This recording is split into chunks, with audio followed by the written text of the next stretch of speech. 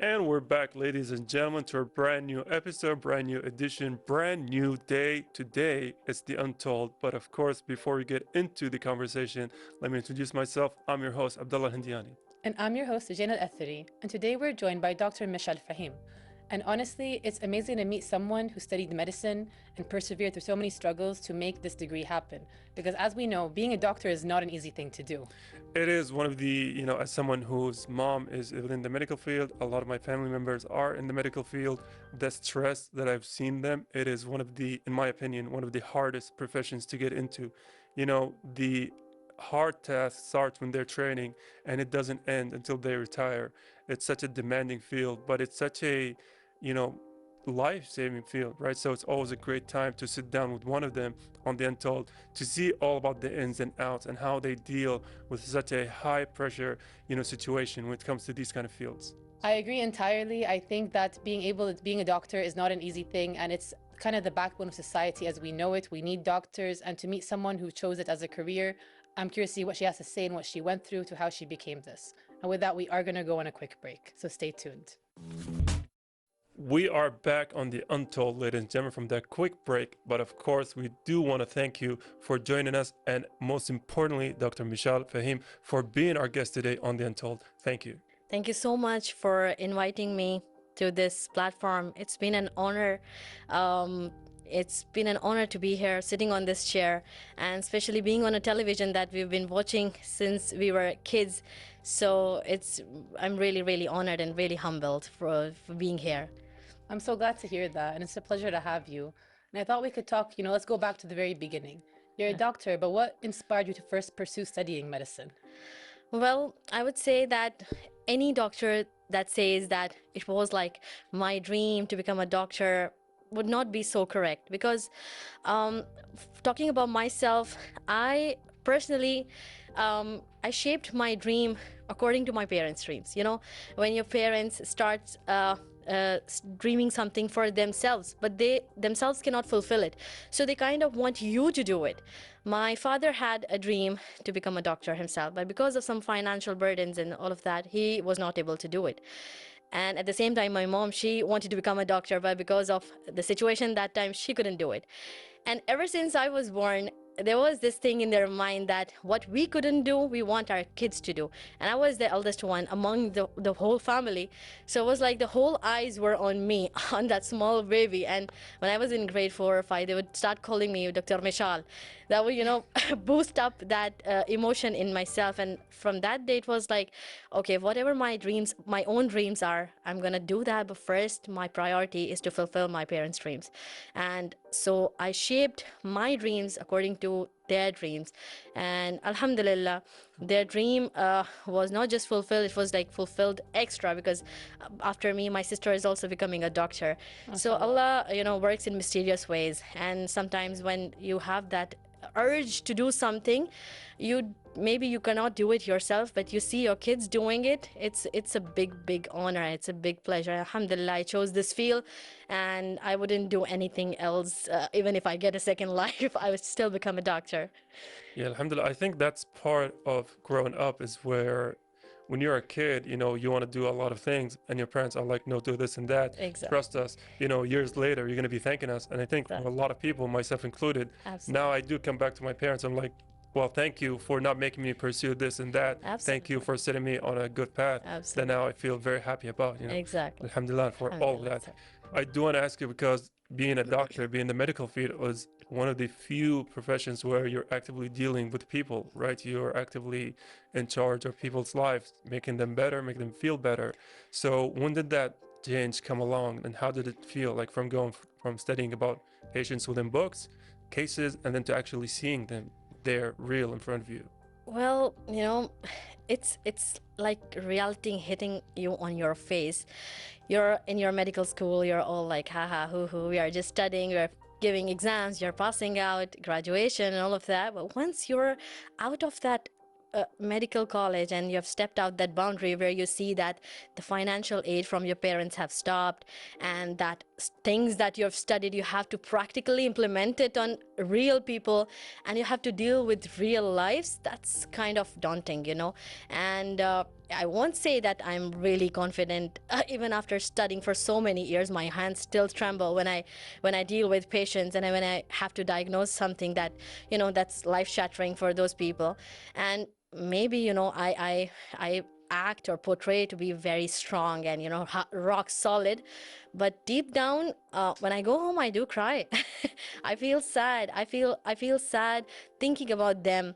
And, you know, that's what makes us even more stronger and more resilient, that, you know, you see all these things, you deal with all these people, and yet you have to go back to that place all smiling and all, you know, feeling strong and energetic, just to make them calm.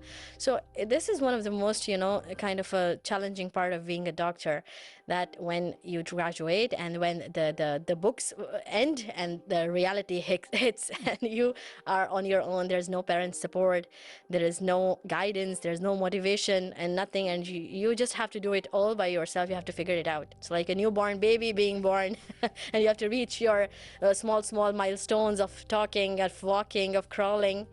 So it's just like that. But alhamdulillah, I still wouldn't say, I wouldn't choose any other profession than this one. Yeah, no, I completely understand what you're saying, because medicine is not an easy thing to kind of do, whether you're in med school or as a doctor. I feel like that it's idealized a lot and seen as a dream job all the time. Absolutely. And it really is. It's an amazing thing to do. But I think that there are a lot of realities or misconceptions people aren't aware of when it comes to med school or being a doctor. True. Could you share with us what some of those are? Yeah, of course. Like, you know, every day we step into the hospital and people have expectations from us, and not just people, the patients, even our family members, they have like lots of expectations from us, and they want the doctors to be available all the time. You know, even if they message you, text you, you have to answer it right away, because it can be a medical emergency, and you are kind of held responsible for their issues and for their medical issues.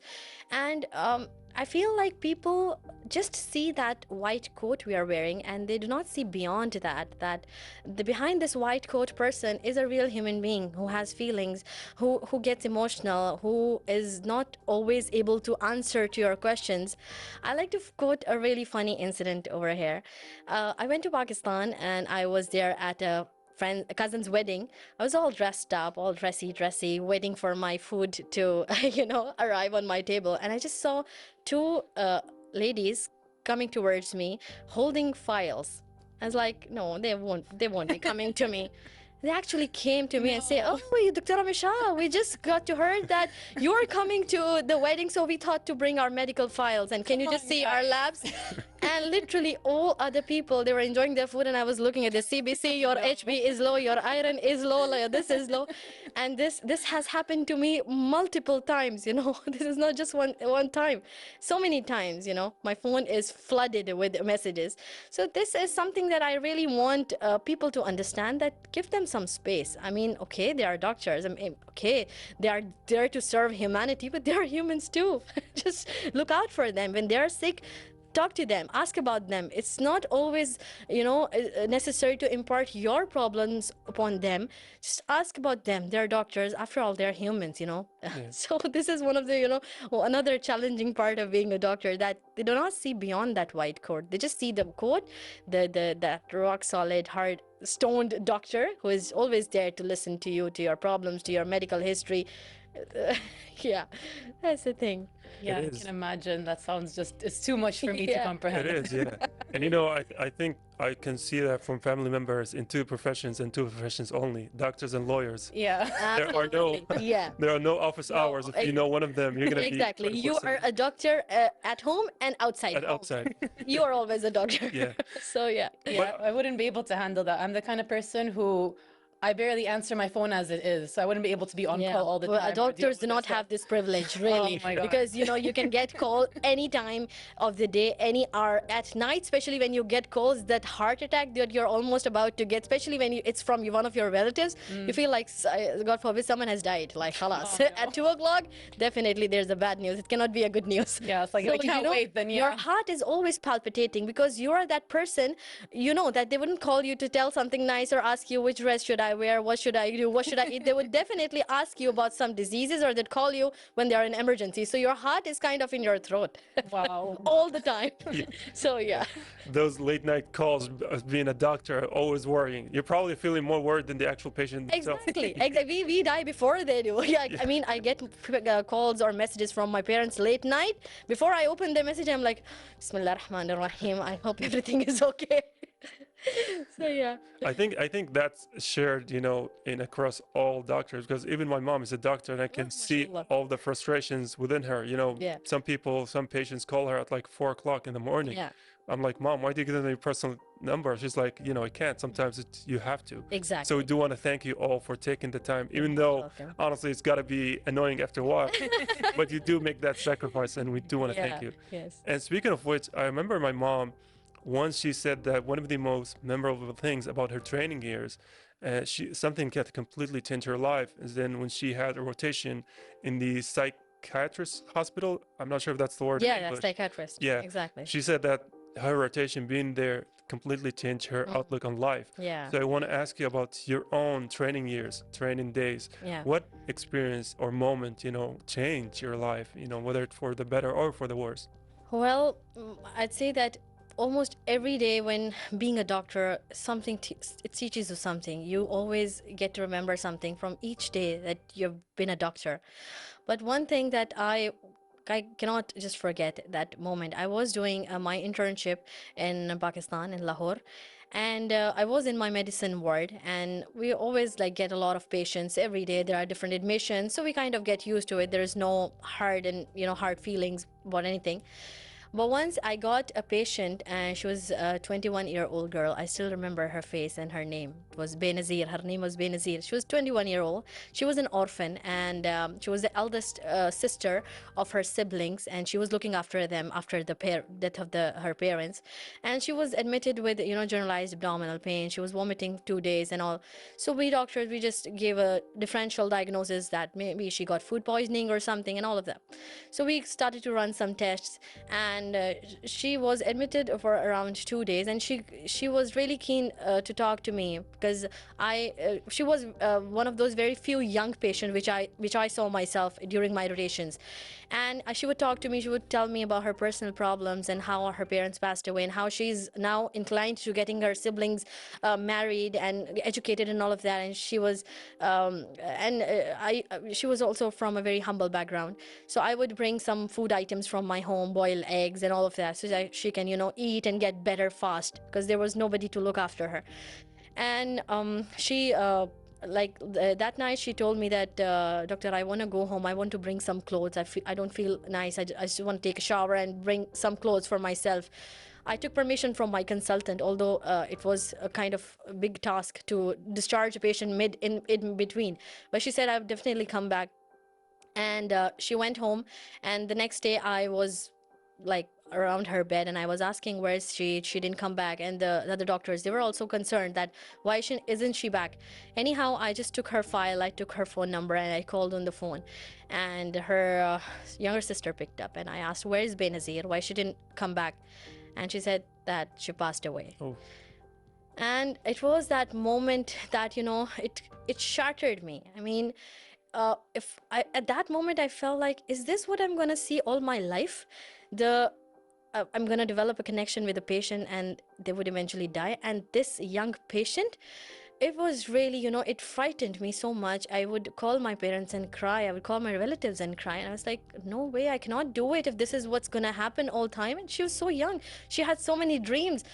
That was something, I cannot forget. I still remember her smile, her dreams, and her hopefulness. And that, killed a little part of doctor within me. But alhamdulillah, Allah gives you courage. When you are into this thing, you have to be very strong. You have to put a mask on your face, and you have to pretend in front of the other patients so that they don't panic, they don't get scared. Because every patient came to know that she died, and there was a panic among them, because she was so young, and there was a panic among the ward. So we had to calm them down. It's okay, alhamdulillah, she's in a better place now. So this is one of the moments that I still remember, and may Allah grant her highest ranks in Jannah, inshallah. And I'm still in contact with her siblings, and I'm trying to, facilitate them as much as possible to fulfill her dreams. So there are mysterious ways that Allah makes you work. Yeah, no, that does sound, it's honestly quite a tragic story. And I don't blame you for it being completely life-changing in how you viewed medicine, how you viewed everything. And I think it's something a lot of people don't realize when going into medicine, is that the patients don't always survive. There are complications, there are issues. Absolutely. And the fact that you're able to overcome this and still have empathy and be able to help your patients, it's really commendable. So I want to thank you for that. We are going to take a really quick break though, and I hope we can talk some more, but it's really amazing what you're doing. Thank you so much. So stay tuned for after the break. Welcome back from the break, ladies and gentlemen. Now, Dr. Mishal, I do want to ask you about something, because the medical field is one, even before you go into the work itself, the training itself takes a lot of work, takes a lot of time, dedication, a lot of pressure, a lot of responsibility. How did you deal with all of this? How did you overcome a lot of this? And even dealing, in the current situation, right? How are you coping with all of it? Well, I wouldn't say it's easy. Yeah. But you kind of get a hold of it as you go through this journey, because you've taken that oath, you have taken that decision that no matter what, I have to move forward. Like, there were times when I was still studying, I was in my med school. I had to go from Kuwait. I was born and raised in Kuwait. I've lived in Kuwait all my life with my family, and all of a sudden I had to have this big transition from moving from Kuwait to Pakistan and into a completely different environment. And I was living alone at my home with a housemaid and a driver. Alhamdulillah, I had a very good life, but there were moments when I would be hit with so much depression and loneliness, because of course my dad was on job and my mom had to look after my younger siblings. She would come back and forth every few months, but still, you want to have that constant support with you, especially when you're going through such difficult education. The exams were not easy. They took a lot out of yourself, on your mental health, on your physical health. Prolonged hours of studying, and then the socially you have to be inactive. So those moments of depression that you get, that is a lot, and it's really difficult to deal with that point, because I would say that before a doctor becomes a doctor, they become a patient first. Because when you're reading about a certain disease and you just get a little pain over here, oh my god, it's cancer. And you get a little chest pain, and oh my god, I'm getting a heart attack. So you read things and you feel you're getting it yourself. So a doctor before is a patient, and unless and until you become a patient yourself, you cannot feel that pain of the patient. So this is a very important thing that all doctors have to feel it in themselves. And those alone days, when you spend these days alone without your family, without the support of your siblings, they teach you a lot. They teach you, like, you become more empowered and you become more confident, you become more strong, that if I can stay alone without any family support, without any of my siblings, then I can do anything. Like, being a woman, it's not easy being on your own. Alhamdulillah, I would really thank my parents for trusting me so much, and they were in Kuwait, but they have given me everything, all kinds of luxuries, and they trusted me with everything they have. In Pakistan, I would be looking after their properties and everything, and that part of my life taught me a lot, like, really. But anyhow, with hardship comes ease, and alhamdulillah, as the years passed on, I started to get more stronger, and I felt it in myself, that what I was like few years back, I'm not that person anymore. Like, I wouldn't cry on small things. Anyone in university would say something to me and start shedding my tears. No, I'd answer back. Like, I'd tell them who I am.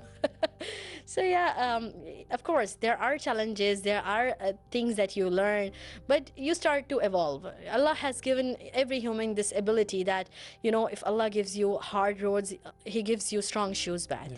So this is a very thing that changed in me. Yeah, no, that's very well said. And even how you said with hardship comes ease. It's like life is a balance of both, isn't it? Exactly. And Mashallah, you seem to have had quite a life transforming journey on your road to becoming a doctor, and you face so much hardship, so much hard work. And me and Abdullah studied alone outside as well, so we can relate to the idea of kind of being alone outside for the first time, the responsibility, how it kind of really changes you and makes you stronger. Exactly. And you mentioned as well before the break that, you know, your first patient that died, how that changed you. And I think every doctor has a moment like that where it changes the entire mental capacity of your studies and everything. Absolutely. But despite all this hardship, you know, you did it. You became a doctor. So I want to ask you about the more positive side. Like, how did it feel after all of those years of hard work and sacrifice to graduate med school? Well, alhamdulillah, it was a very, very, achieving feeling. And especially when I graduated, when I saw that big smile on my parents' face, my all hardships and my stress, everything that I went through, it vanished. It vanished all of a sudden. Because when it was all worth it. Because when I saw them, my dad literally danced. He's a mullah. and my mom, and mashallah, my dad and my mom, they literally danced with each other when I graduated. So that was the moment, it hit me that, I mean, you're fulfilling your own dream. Okay, that's fine. It gives you happy. But when you're fulfilling someone else's dream, it makes that feeling out of this world. So yeah, alhamdulillah, it was a very good feeling when I graduated.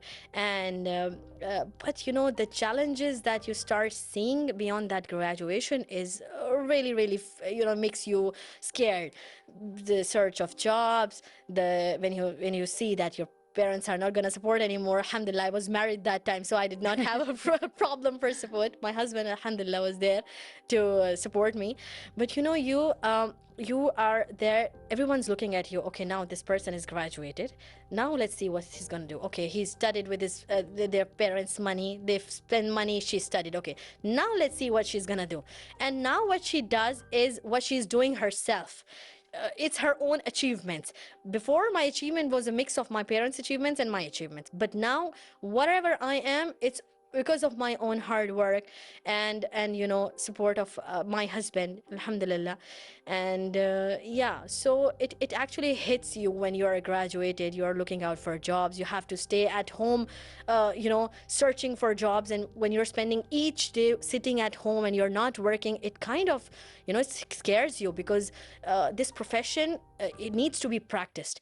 And if you don't practically implement this knowledge, you kind of forget it. It's just like, you're a typist or someone who types and all, and if you don't type for a while, you would forget the typing also. We use phone and all of that. So it's just like that. You need to implement practical knowledge. So I had to stay at home for a while because my process was going on. But alhamdulillah, then I started job and things got really, really smooth. And alhamdulillah, it's much, much better than how it was before. Alhamdulillah. I think, we can say also, we are very happy to hear that you had a great support, circle.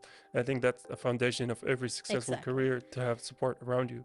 Now, I do want to ask you about, once you got into the field, once you started working with patients and got, really deep into all of this, what non-clinical skill would you say was really integral in the approach you had to medicine, something that a lot of doctors might not know that they need, but they actually do need? One thing that I would say that every doctor has to have this specific feature in themselves. It's counseling. It's to control their expressions, because when you're reading a patient's file or their labs or some diagnosis, they're constantly looking at your eyes, and they're like, if you do, and they would be scared. If you're like, they'd be like, it's nothing. So you have to be very careful with your expressions, with your counseling. Even if the patient is diagnosed with a incurable disease or something that is life-threatening, you have to be very calm, and your way of counseling, way of telling them should be in such a smooth way that they don't feel hopeless. Like, okay, breaking bad news is important, and we are taught that in every year of our med school. But I believe that breaking bad news, if they have a disease, and maybe they would live for 5-6 years after that, but if you don't tell them in a correct way, maybe they won't even survive for a few days, because it starts to, you know, take away their willpower. You have to give them hope. You have to give them that, you know, encouragement that despite all of that, we've got medical treatments. It's very advanced. You're not, you know, a few years back, maybe if you got this, we couldn't have treated you, but now we have got all the treatments and we are able to treat you. We'll be fine, inshallah. So just stay calm and trust Allah, trust us. And this is very important, that, you know, that counseling that you know, makes the patient live all over again. Even despite having been diagnosed with a certain disease, they still want to live because you gave them hope. You told them that you'd live. And no matter what the labs say, no matter what it say, everything says, you are gonna live. So even if they don't, they will leave this world behind with a positive energy, with a positive vibe, with the, you know, last moments with hope. So giving hope is every doctor's duty, because I believe that, you know, people trust a doctor's word. Maybe after Allah, they would believe what a doctor says. If the doctor says this sand is good for your health, they start eating it. Really, I'm telling you. Because the trust is so strong. It's an honor given to us by Allah. So we have to use it in a positive way. So we have to give them hope. No matter what the diagnosis is. We are, like, you know, previously it was shown in some movies, or people will say, you just have these many years to live, you have these many months to live. Oh my God, come on. This is yani, you're killing them. You're a murderer. Don't do that. Don't give them a time. Don't give them a timeline. Tell them you're gonna live, inshallah, and it's up to Allah. Allah can do anything. Allah can save anybody from any disaster. So yeah, this is one thing that I think every doctor must learn, to try to control their expressions, speak with their eyes, do not startle them. Just stay calm and try to counsel as much as you can. Yeah, you know, I think having people skilled is something that a lot of doctors realize they really need. A lot of them even need even way more than what they have been taught, because you can't learn that from books. You have to learn it from experience.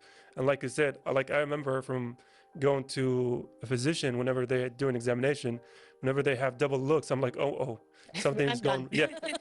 I'm done. So like you said, whatever the doctor says, or even might not say, just their reaction says a lot. So you have to be completely aware of that. Exactly. With that being said, I do want to thank you, Dr. Mishal, for being our guest, because unfortunately we did run out of time. So thank you again for joining us on the Untold. You're most welcome. You're most welcome. No, it was a pleasure to talk to you, and it was so nice to have you here. Same, likewise. Thank you so much. With that, we are going to go on a quick short break. And we're back from that short break. Honestly, it was so inspiring to talk to her. I feel like the way that she talked about her journey, what she learned, the hardships, the struggles, but also the positive sides, it was really empowering. Yeah, honestly, you know, the thing I love about our episodes whenever we sit down with people in the medical field is how we see the human behind the scrubs, right? We see the person. And she was amazing talking about her journey, her, you know, support circle, her triumphs, her a lot of, you know, mental, I would say, struggles early on in the career, especially during her training days. She was amazing, you know, conversationalist. And I do want to thank her again for sitting with us on the Untold. I agree. I also love how she focused on the message of hope, that doctors need to give hope to their patients and that everything is in the hand of God at the end of the day.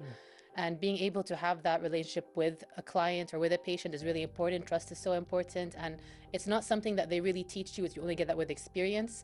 And every doctor needs to have that. So, you know, kudos to them, mashallah. It's like a really big job to have. And I wish them the best. We wish them the best. You know, they are first and last line against diseases. With that being said, that's it from us, the team of the Untold. Until next episode, goodbye for now.